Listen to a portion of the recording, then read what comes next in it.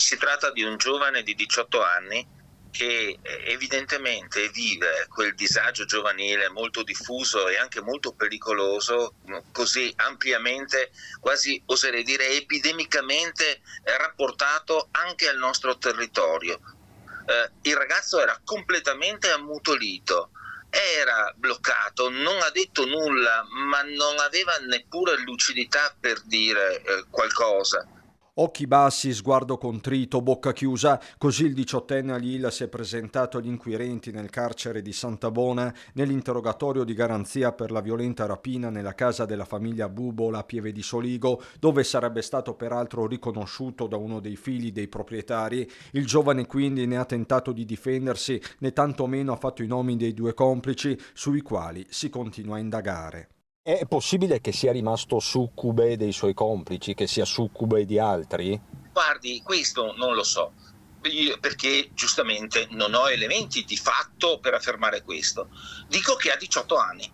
Alilla resta in carcere in attesa di una svolta nelle indagini che sembra imminente. Da questo dipenderà anche la tattica difensiva nel breve periodo. Ho anticipato, la madre che piange qua in studio ore piantonata.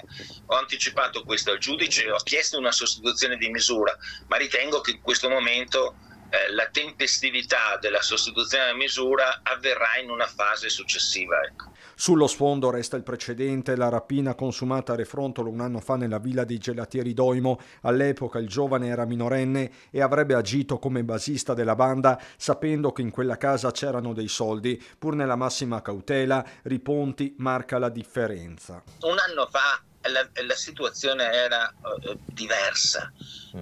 Questa volta ha partecipato, aveva parlato anche con i carabinieri di quello che era successo, delle motivazioni, aveva dato le sue spiegazioni. Questa volta qua invece è come discutere con una colonna di marmo, ecco, non si discute. Parla da legale difensore Riponti, ma anche da docente universitario di criminologia, ne esce un quadro inquietante.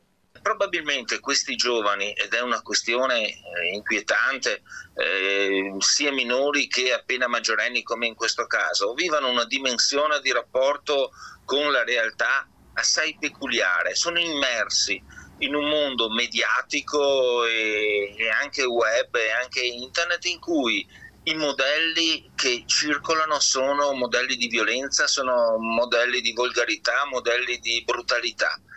Io sono particolarmente addolorato da questa faccenda e anche molto solidale con le persone offese.